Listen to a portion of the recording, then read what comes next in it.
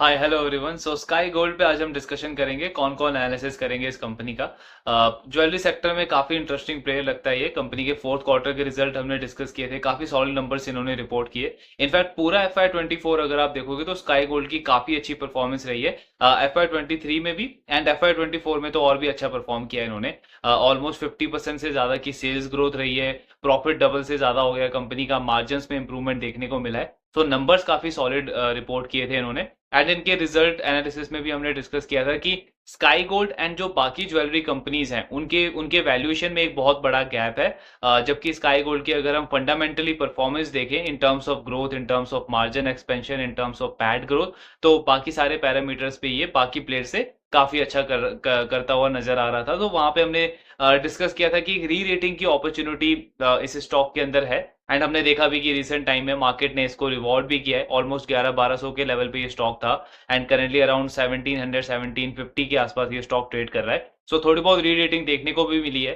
अब यहां से हमको ये देखना है कि इंक्रीमेंटली क्या ग्रोथ अपॉर्चुनिटी लगती है इस बिजनेस के अंदर, आगे का आउटलुक क्या है, मैनेजमेंट का क्या गाइडेंस है, क्या स्ट्रेटेजी है, एंड क्या यहाँ पे कोई अपॉर्चुनिटी बनती है इस बिजनेस के अंदर। सो ये सारी चीजें आज हम डिस्कस करेंगे। सो मैनेजमेंट का कहना है कि अगले 20 साल के लिए या एंड उसके आगे का भी उन्होंने एक पूरा विजन अपना तैयार किया है कि उनको किस तरीके के नंबर्स को ट्रैक करना है, क्या उनका मेन टारगेट होने वाला है। सो स्काई गोल्ड का कहना है कि बेसिकली हमारा जो सबसे बड़ा एम है, सबसे बड़ा जो टारगेट है हमारा, वो ये है कि हमको इंडिया बेस्ड एक लीडिंग ज्वेलरी मैन्युफैक्चरिंग कंपनी बनना है। जो कि इंडिया में तो मेन बिजनेस रहेगा ही जिसका, प्लस इसके साथ में एक्सपोर्ट भी एक बहुत इंपॉर्टेंट पार्ट होने वाला है हमारे बिजनेस का। सो ये बेसिकली इन्होंने अपना एक विजन रेडी किया है अगले 15-20 साल के लिए। ये ओवरऑल इनका टारगेट रहने वाला है।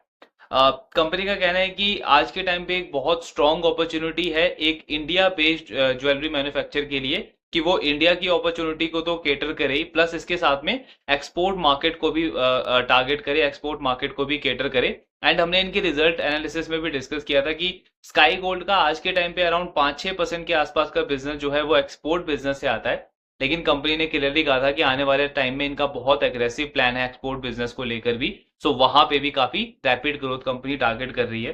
देन इनका कहना है कि हमारे जो इतने स्ट्रॉन्ग पार्टनरशिप हैं इंडियन रिटेल कॉर्पोरेट ज्वेलर्स के साथ में, तो इनकी क्लाइंट लिस्ट अगर आप देखोगे तो काफी स्ट्रॉन्ग है। बड़े बड़े नाम से जैसे कल्याण jewellers, सेनको, Malabar jewellers, Joy Lucas, ये सारे इस कंपनी के क्लाइंट्स हैं। और इनका कहना है कि पिछले 2 डेकेड से ज्यादा हमारा पार्टनरशिप रहा है इन कंपनीज के साथ में।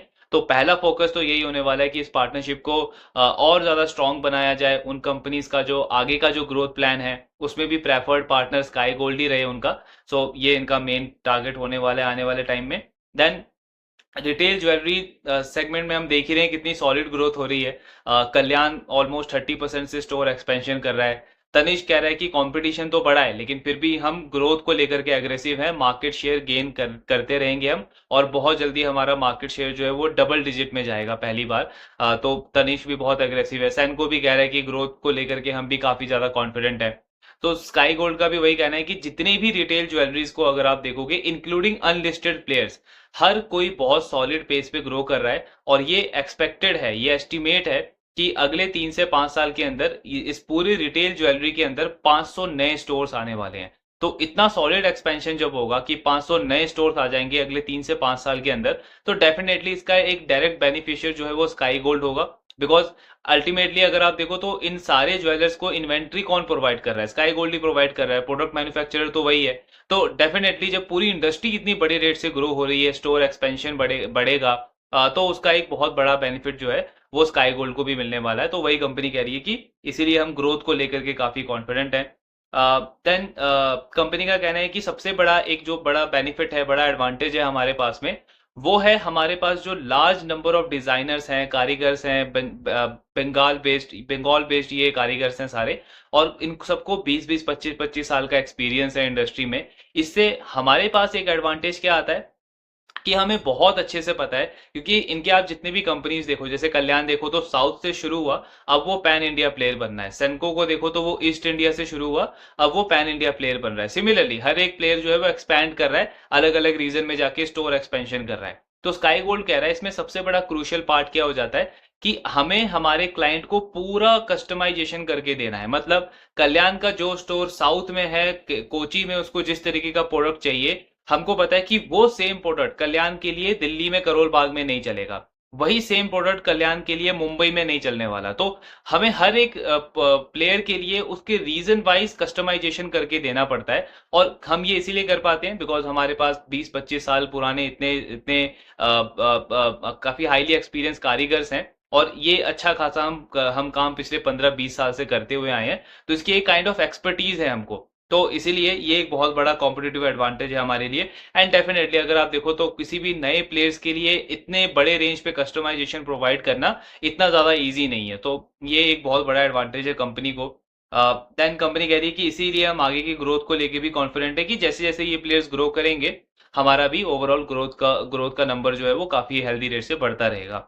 देन आगे केपेक्स पे कंपनी का कहना है कि करंटली जो हमारी फैक्ट्रीज हैं उसमें बहुत minimal investment, minimal capex investment के साथ हम हमारा 5,000 करोड़ का रेवेन्यू अचीव कर सकते हैं आने वाले टाइम में। सो अभी अराउंड 1700-1800 करोड़ का एनुअल टर्नओवर है स्काई गोल्ड का, एंड 5,000 करोड़ तक का कंपनी का कहना है कि 5,000 करोड़ तक का रेवेन्यू हमारा बहुत इजीली अचीव हो सकता है बिना कोई बहुत बड़ा केपेक्स किए, तो बिकॉज एग्जिस्टिंग फैसिलिटीज इनकी ऑलरेडी काफी ज्यादा है दोनों फैक्ट्रीज में।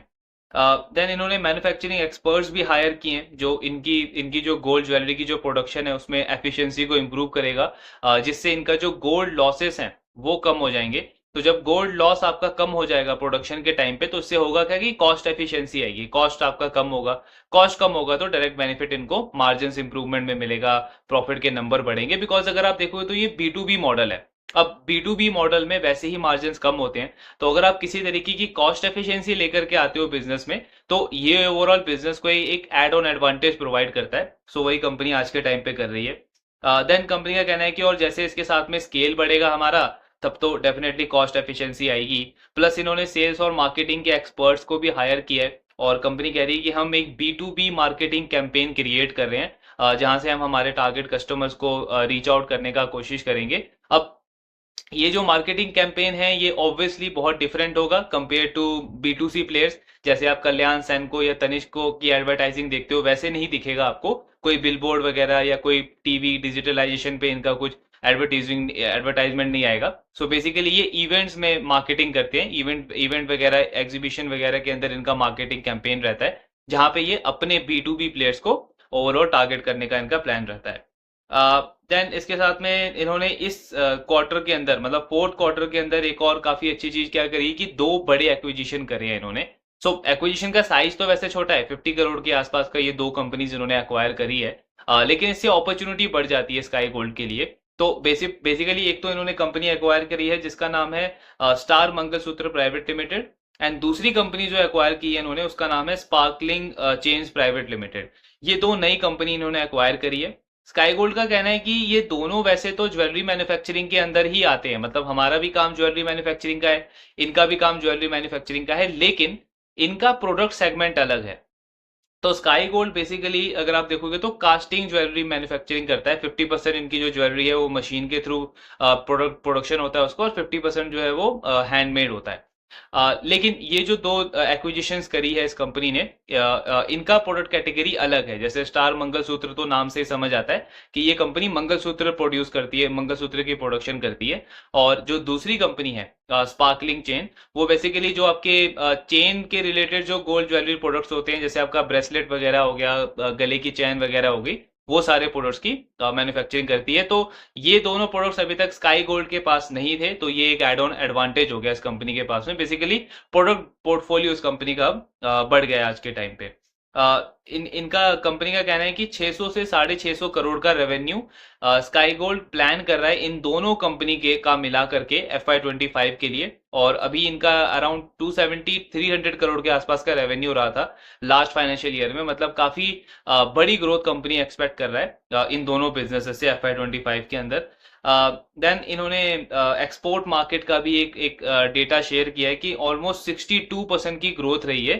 इंडिया का जो एक्सपोर्ट मार्केट है ज्वेलरी का, प्लेन ज्वेलरी का, उसके अंदर 62% की ग्रोथ रही है। एंड उसमें एक बहुत बड़ा रीजन ये रहा है कि चीप लेबर कॉस्ट है यहाँ इंडिया में, प्लस गवर्नमेंट की तरफ से जो इंसेंटिव्स प्रोवाइड किए गए हैं, तो उसकी वजह से ग्रोथ काफी अच्छी रही है एक्सपोर्ट मार्केट की।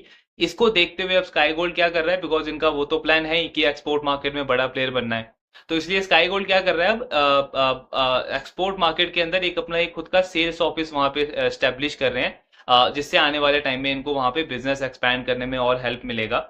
कंपनी कह रही है कि आज के टाइम पे तो हमारा बिजनेस बहुत कम आता है एक्सपोर्ट से, वही हमने जो डिस्कस किया था 5-6%, लेकिन अगले 3 साल में स्काई गोल्ड का टारगेट है कि ऑलमोस्ट 30% जो इनका बिजनेस है वो एक्सपोर्ट मार्केट से आएगा। मतलब बाय FY27 कंपनी कह रही है कि 30% हमारा बिजनेस जो है वो एक्सपोर्ट मार्केट से आएगा। तो ये काफी एग्रेसिव ग्रोथ गाइडेंस दिया है कंपनी ने।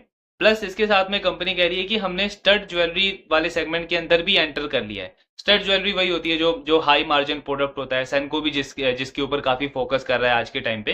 तो स्काई गोल्ड ने भी इस वाले सेगमेंट के अंदर भी एंटर कर लिया है, और इससे भी ओवरऑल ग्रोथ वगैरह की एक्सपेक्टेशन काफी अच्छी है कंपनी की। देन कंपनी का कहना है कि हम एक ऐप भी रोल आउट कर रहे हैं अपने कस्टमर्स के लिए। तो बेसिकली ओवरऑल विजन हमारा ये है कि हम हमारे B2B कस्टमर्स को B2C परचेज एक्सपीरियंस देना चाहते हैं। अब जैसे अगर आप देखो तो सैनको ने भी आज के टाइम पे अपने रिटेल कस्टमर्स के लिए क्या किया था, एक सैनको वर्स करके उन्होंने लॉन्च किया है, जिससे उनके जो कस्टमर्स हैं वो घर बैठे उनके पूरे ज्वेलरी का हर एक डिजाइन का पूरा एक्सपीरियंस ले सकते हैं कि कैसा उसका एक्सपीरियंस रहने वाला है उन प्रोडक्ट्स का। सिमिलरली इस कंपनी ने भी एक ऐप लॉन्च किया है अपने B2B कस्टमर्स के लिए कि ओवरऑल डिजिटली वो इनके इन्वेंट्री को, इनका ओवरऑल स्टॉक को पूरा देख सकते हैं, एसेस कर सकते हैं ऑनलाइन। तो ये कंपनी ने किया है। देन प्रोडक्ट मैन्युफैक्चरिंग पे भी कंपनी कह रही है कि हम कोशिश कर रहे हैं ज्यादा से ज्यादा चीजें डिजिटाइज हो जाएं, जिससे ओवरऑल कॉस्ट जो है वो कम हो जाए। बिकॉज वही B2B बिजनेस है, तो कॉस्ट जितना कम हो जाएगा, कॉस्ट को कंपनी जितना मैनेज कर लेगी, मार्जिन में इनको इंप्रूवमेंट मिल सकता है उसकी वजह से। फिर कंपनी का कहना है एक इंपॉर्टेंट पॉइंट क्या है, ये सैनको में भी हमने डिस्कस किया था। तो स्काई गोल्ड बेसिकली कह रहा है कि हमारा जो वर्किंग कैपिटल लोन है, हम आज के टाइम पे वो बहुत ज्यादा लेते हैं अपनी इन्वेंट्री को मैनेज करने के लिए, और वो हमको 9 to 10% के आसपास पड़ता है। आने वाले टाइम में, मतलब कुछ 1-2-3 क्वार्टर्स के टाइम में हमारा कोशिश ये है कि गोल्ड मेटल लोन जो है वो हमारे टोटल डेट का 75 to 80% हो जाए। 80 इनफैक्ट 80 to 90% का इन्होंने गाइडेंस दिया है कि अगले 2 से 3 क्वार्टर में 80 to 90% जो डेट है हमारा वो गोल्ड मेटल लोन हो जाए, जिसका सिर्फ 3% का इंटरेस्ट कॉस्ट पड़ता है हमको। अब जब ये चीज हो जाएगी तो इसका एक बहुत बड़ा बेनिफिट मिलेगा कंपनी को इंटरेस्ट कॉस्ट के अंदर। इनका फाइनेंस कॉस्ट बहुत कम हो जाएगा, और जब आपका फाइनेंस कॉस्ट कम हो जाएगा तो डेफिनेटली आपका पैट मार्जिन बढ़ जाएगा, प्रॉफिट मार्जिन बढ़ जाएगा। सो इसके ऊपर कंपनी का फोकस है।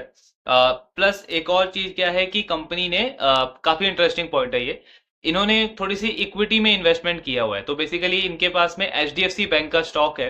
कंपनी कह रही है इस ये जो स्टॉक में जो हमारा इन्वेस्टमेंट है, इसको हम कन्वर्ट करने वाले हैं आने वाले टाइम में FD के अंदर। तो वो इसलिए कर रहे हैं, पहला पॉइंट तो ये है कि FD से इनको इंटरेस्ट इनकम आने लग जाएगा जब ये FD में उसको कन्वर्ट कर देंगे। और उसको करने का रीजन ये है कि HDFC बैंक का अगर आप स्टॉक देखोगे तो पिछले 3-4 साल से या पिछले 1 साल में कुछ खास रिटर्न आया नहीं है HDFC बैंक के स्टॉक से। 6%, 7%, 6% के आसपास का रिटर्न है। अगर यही पैसा इन्होंने FD में डाला होता तो डेफिनेटली उसमें तो बेटर ही रिटर्न्स आए होते, बिकॉज पिछले 3 साल में तो इनफैक्ट FD में इंटरेस्ट रेट बढ़ गया है। कुछ बैंक से जो 8-8, 9-9% इंटरेस्ट रेट भी ऑफर करते हैं, तो इनके लिए तो वहां पे बहुत ज्यादा बेनिफिट होता। सो वही पॉइंट है, कंपनी कह रही है कि हम इतनी वॉलेटिलिटी लेकर भी HDFC बैंक के स्टॉक में इन्वेस्ट कर रहे हैं, इक्विटी में इन्वेस्टमेंट है, पर इंटरेस्ट इनकम कुछ आ नहीं रहा, तो उसको हम कन्वर्ट करके FD में करने वाले हैं अगले 1 से 2 क्वार्टर के अंदर। तो यहाँ पे एक और हमको क्या चीज समझ आती है कि कॉन्स्टेंटली ट्रैक करना और इमोशनली अटैच ना होना अपने इन्वेस्टमेंट्स के साथ में बहुत ज्यादा इंपॉर्टेंट है। मतलब होता है कई बार कि आप किसी स्टॉक को बहुत टाइम से होल्ड करके रखते हो, इस एंटीसिपेशन में कि आपका रिसर्च अच्छा है, आपका सब कुछ बिजनेस के फंडामेंटल्स अच्छे हैं, बट वो स्टॉक चलेगा। लेकिन जब आपको क्लियरली दिखता है कि वो स्टॉक अच्छा नहीं है, वो उस बिजनेस के कंपैरिजन में बाकी बिजनेस अच्छा परफॉर्म कर रहे हैं, तो डेफिनेटली वहां पे जो हम इसको बोलते हैं कि शिफ्ट करना, वो बहुत ज्यादा इंपॉर्टेंट हो जाता है। बिकॉज अगर आप अननेसेसरी फिर भी होल्ड करके रखोगे तो अल्टीमेटली लॉस आपका ही होगा। बिकॉज मार्केट को इससे फर्क नहीं पड़ता कि आप किसी स्टॉक को कितने टाइम तक होल्ड करके रखो, वो रिवॉर्ड तो तभी करेगा जब उस बिजनेस में वो री रेटिंग की अपॉर्चुनिटी आएगी। सो वही पॉइंट है। तो वही ये टैक्टिकली अगर आप देखो तो कंपनी का अच्छा डिसीजन है, FD में अपने इन्वेस्टमेंट को ये कन्वर्ट कर रहे हैं।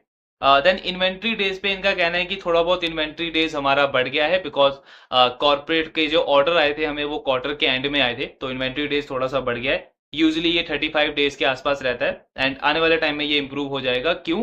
बिकॉज हम हमारा ERP भी इंप्लीमेंट कर रहे हैं। तो ERP जब इंप्लीमेंट करेगी कंपनी तो इन्वेंट्री की ट्रैकिंग थोड़ी सी इंपॉर्टेंट ईजी हो जाएगी इनके लिए मॉनिटर करना उसको, तो इन्वेंट्री डेज इनका इंप्रूव होने का एक्सपेक्टेशन है। देन जो एक्विजिशन किया है उसके बारे में एक और इंटरेस्टिंग पॉइंट कंपनी ने क्या शेयर किया है कि स्काई गोल्ड का कहना है कि अगर आप नॉर्मली एक स्टोर ज्वेलरी का स्टोर देखोगे तो उसमें जो 40% जो प्रोडक्ट होते हैं, 40% जो ज्वेलरी के प्रोडक्ट होते हैं वो स्काई गोल्ड खुद पहले से बनाता था। मतलब अभी तक स्काई गोल्ड खुद मैन्युफैक्चर करता था जो इनकी कास्टिंग ज्वेलरी करके जो प्रोडक्ट है। बाकी कंपनी कह रही है अब ये जो दो एक्विजिशन करी है हमने, इसमें हमें सबसे बड़ा एडवांटेज क्या हुआ है, एक तो जो हमने स्टार मंगलसूत्र कंपनी एक्वायर की है तो किसी भी एक जनरल स्टोर में 50% जो ज्वेलरी प्रोडक्ट है वो मंगलसूत्र होता है। तो इस एक्विजिशन से वो 15% और आ गया हमारे पास में। प्लस जो हमने दूसरा एक्विजिशन किया है स्पार्कलिंग चेन करके, तो जो किसी भी आप जनरल स्टोर देखोगे किसी भी ज्वेलरी का, उसमें 25% के आसपास जो प्रोडक्ट्स हैं, ज्वेलरी प्रोडक्ट्स हैं, वो ये चेन्स वगैरह होते हैं, आपके ब्रेसलेट्स हो या फिर गले की चेन वगैरह हो, ये सारे प्रोडक्ट्स होते हैं। तो इन दोनों का अगर आप इंक्लूड कर दोगे प्लस स्काई गोल्ड का खुद का प्रोडक्ट जो 40% है वो इंक्लूड कर दें, तो कंपनी कह रही है अब हमारे पास ऑलमोस्ट 80% प्रोडक्ट्स जो हैं वो रेडी हैं किसी भी एक स्टोर्स की रिक्वायरमेंट को पूरी करने के लिए। तो ये एक बहुत बड़ा एडवांटेज जो कंपनी देख रही है इस एक्विजिशन के बाद से, तो यहां से इनको मिलेगा। बिकॉज अगर आप जनरली देखो तो कल्याण या कोई भी जो इनके क्लाइंट है वो अभी तक अपना सिर्फ 40% प्रोडक्ट ही इस कंपनी से मैन्युफैक्चर करवाता था। बट क्योंकि अब इनका प्रोडक्ट पोर्टफोलियो बढ़ गया है, दो नई एक्विजिशंस आ गई हैं, तो ऑब्वियसली वहां से इन्वेंट मतलब ऑर्डर नंबर भी कंपनी के लिए बढ़ जाएगा और एक बड़ा रेवेन्यू भी कंपनी आगे प्लान कर सकती है अपने बिजनेस के लिए। तो ये एक बड़ा एडवांटेज आएगा इनको।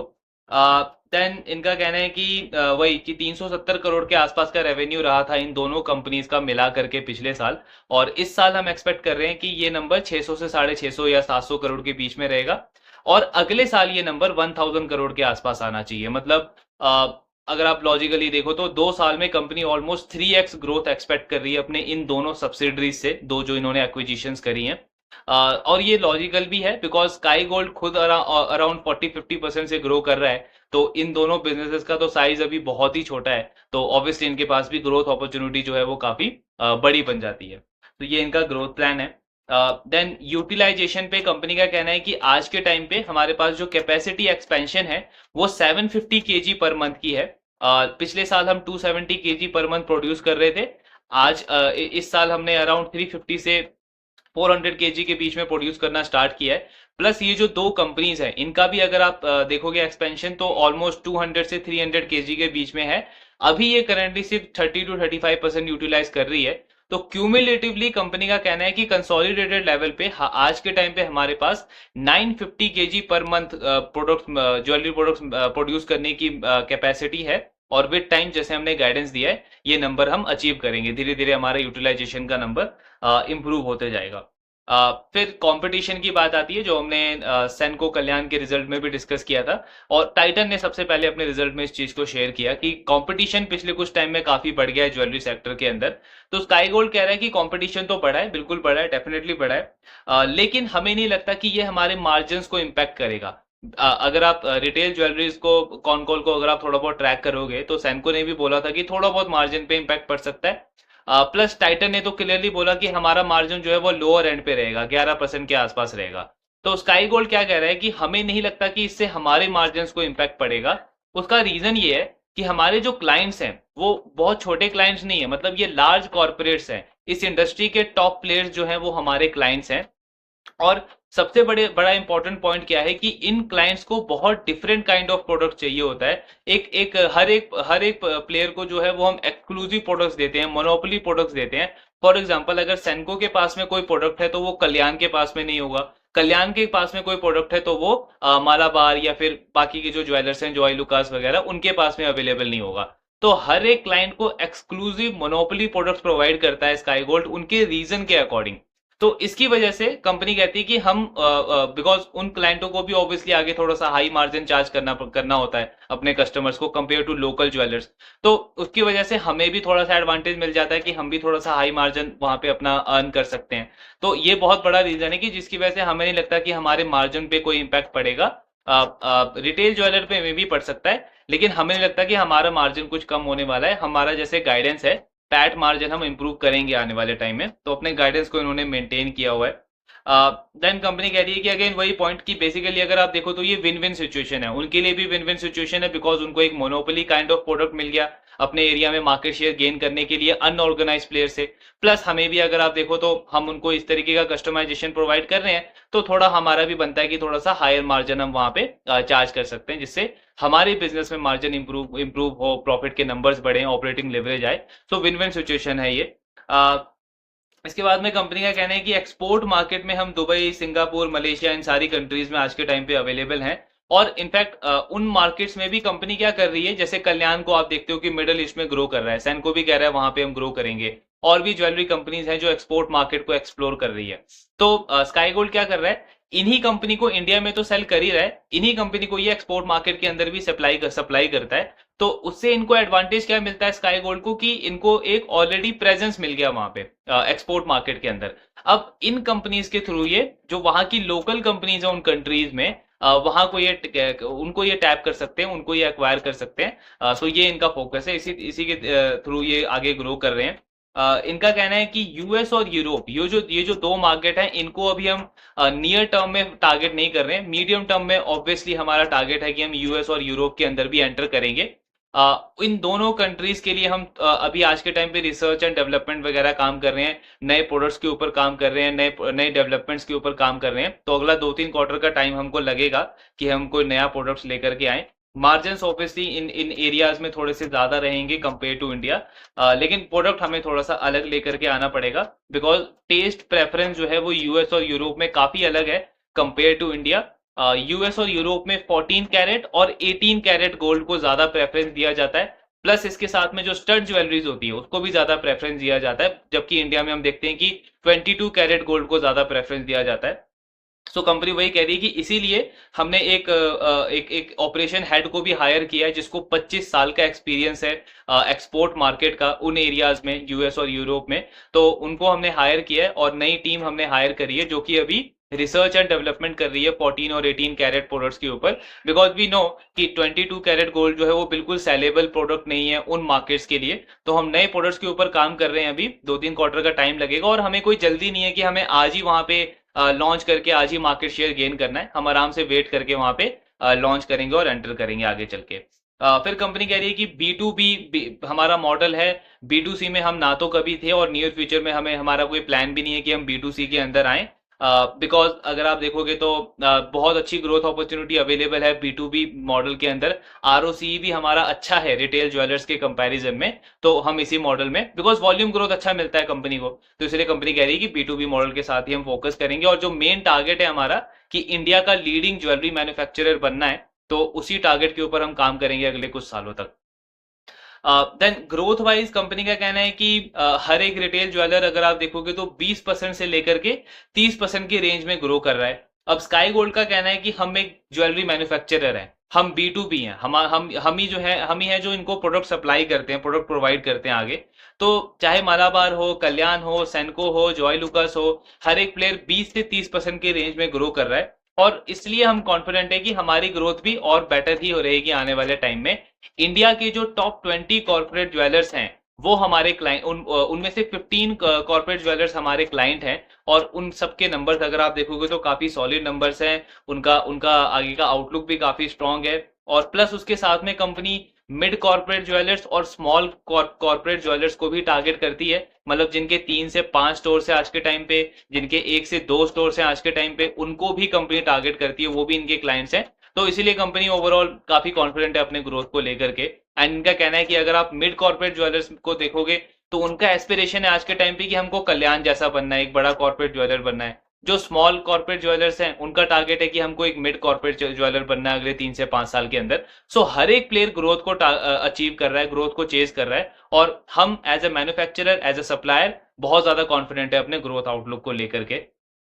देन एक और बहुत बड़ा ट्रेंड कंपनी ने शेयर किया है, बिकॉज देखो मार्केट तो बढ़ ही रहा है, मार्केट में तो ग्रोथ है ही, हर एक प्लेयर भी ग्रो कर रहा है। इसके साथ में एक बहुत कॉमन चीज है जो हमने सैनको में, कल्याण में, टाइटन में बार बार डिस्कस करी है कि रिटेल ज्वेलरी के अंदर ये एक बहुत बड़ा ग्रोथ लीवर है इन सारी कंपनीज के लिए। एंड वो क्या है, मार्केट शेयर जो शिफ्ट हो रहा है अनऑर्गेनाइज प्लेयर से ऑर्गेनाइज प्लेयर्स के पास में। तो कंपनी कह रही है कि हमारी जो डिस्कशन हुई है हमारे जो रिटेल ज्वेलर्स हैं उनके साथ में, तो उनका कहना है कि आज के टाइम पे 65% मार्केट शेयर जो है वो अनऑर्गेनाइज्ड प्लेयर्स के पास में है, लेकिन आने वाले 5 साल के अंदर ये नंबर कम होकर के 35% हो जाएगा। मतलब सिर्फ 5 साल के अंदर 30% मार्केट शेयर जो है वो शिफ्ट हो जाएगा कल्याण, सेनको, टाइटन, तनिष्क की जो ऑर्गेनाइज्ड ज्वेलर्स हैं इनके इनके पास में। सो ये हमने बार-बार इनके रिजल्ट में भी डिस्कस किया है कि कंपनी और मार्केट का ग्रोथ अपॉर्चुनिटी बहुत बड़ी है आने वाले टाइम में। इनफैक्ट रिटेल में जितनी भी इंडस्ट्री आप देखोगे, चाहे वो फैशन रिटेलर हो, फुटवेयर रिटेलर हो, ग्रोसरी रिटेलर हो या इलेक्ट्रॉनिक रिटेलर हो या फिर ये ज्वेलरी रिटेलर हो, इनमें सिर्फ एक ज्वेलरी रिटेलर ऐसी इंडस्ट्री लगती है जिसमें ये अनऑर्गेनाइज्ड टू ऑर्गेनाइज वाला जो मार्केट शेयर शिफ्ट का जो प्ले है, जो थीम है, वो काफी फास्ट प्ले हो रहा है। बिकॉज बाकी सेक्टर में भी ये प्ले हो रहा है लेकिन काफी स्लो पेस पे प्ले हो रहा है, ये हम बोल सकते हैं। लेकिन ज्वेलरी स्पेस में हम देख रहे हैं कि काफी तेजी से जो मार्केट शेयर है वो retail jewellers, organised jewellers gain करते जा रहे हैं पिछले कुछ सालों से। एंड इसीलिए यहाँ पे सेनको वर्सेस कल्याण नहीं है या फिर कल्याण वर्सेस तनिष्क नहीं है। यहाँ पे सेनको, कल्याण, तनिष्क, मालाबार, जितने भी अनलिस्टेड में ऑर्गेनाइज प्लेयर्स हैं, उन सबके लिए एक बहुत बड़ी ग्रोथ अपॉर्चुनिटी है। बिकॉज जो लूज कर रहा है मार्केट शेयर वो अनऑर्गेनाइज प्लेयर कर रहा है, एंड जो गेन कर रहे हैं वो सारे ऑर्गेनाइज प्लेयर्स मार्केट शेयर लगातार गेन करते चले जा रहे हैं। एंड नाउ ऑब्वियसली अब उसमें जिसका साइज बहुत छोटा है उसकी ग्रोथ ज्यादा रहेगी, जो ऑलरेडी साइज में बड़ा है उसकी ग्रोथ थोड़ी सी कम रहेगी। सो ये पॉइंट है। तो इसलिए कंपनी कह रही है कि जब ये इतना बड़ा ट्रेंड है, प्लस उसके साथ में हर एक रिटेल ज्वेलर ग्रो करेगा, तो डेफिनेटली हमारे नंबर्स भी बढ़ेंगे। बिकॉज वही पॉइंट है, सप्लायर तो हम ही है, प्रोडक्ट तो हम ही सप्लाई कर रहे हैं अपने कस्टमर्स को। इसके साथ में कंपनी ने एक और इंटरेस्टिंग इनसाइट शेयर करी है। सो तनिष्क के साथ में, तनिष्क अभी तक इनका क्लाइंट नहीं है, तो स्काई गोल्ड कह रहा है कि तनिष्क के साथ में हमारा कुछ मंथ से डिस्कशन चल रहा था, कुछ काफी सारी मीटिंग भी हुई, प्रोडक्ट मीटिंग भी हो गया है। उसका कंफर्मेशन आने वाला था लेकिन उसमें थोड़ा सा डिले हो गया है, तो हम कंफर्मेशन कॉल का वेट कर रहे हैं आज तनिष्क से। लेकिन ये एक बहुत बड़ा डेवलपमेंट है, बिकॉज अगर आप इनके जो ऑनर हैं, जो प्रोमोटर हैं, एमडी भी हैं इस कंपनी के, मिस्टर मंगेश चौहान नाम है उनका। सो उनका अगर आप 1-1.5 साल पुराना इंटरव्यू देखोगे तो उन्होंने क्लियरली इस चीज को कहा था कि हमारे पास बहुत बड़े बड़े क्लाइंट्स हैं, काफी बड़े टाइम से हैं, स्ट्रॉन्ग पार्टनरशिप है हमारा उनके साथ में।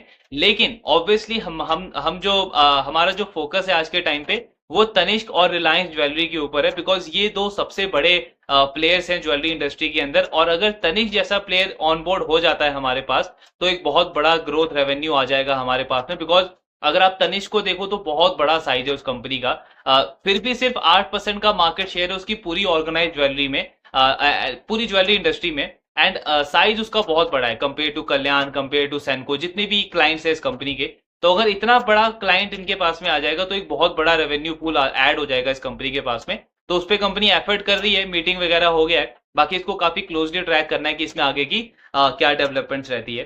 देन कंपनी ने गाइडेंस दिया है अगले 3 साल का, तो गाइडेंस इन्होंने पहले भी दिया था बट इसको रिवाइज किया है। सो पहले का भी ग्रोथ गाइडेंस काफी एग्रेसिव था। कंपनी का टारगेट था कि अगले 3 साल के अंदर हम 5,000 करोड़ का रेवेन्यू अचीव करेंगे, मतलब बाय FY27। तो आज का रेवेन्यू है अराउंड 1700-1800 करोड़, अगले 3 साल में इनका टारगेट था 5,000 करोड़, मतलब almost 3x revenue growth company target कर रही थी अगले 3 साल के अंदर।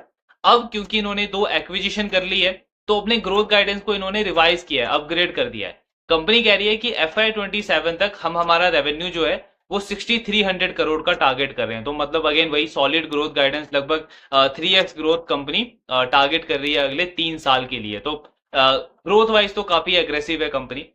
इसके साथ में इनका कहना है कि ये अचीव करना बहुत ज्यादा इजी रहेगा हमारे लिए, मतलब पॉसिबल है। काफी सारे फैक्टर्स हैं जो इस ग्रोथ को सपोर्ट करेंगे।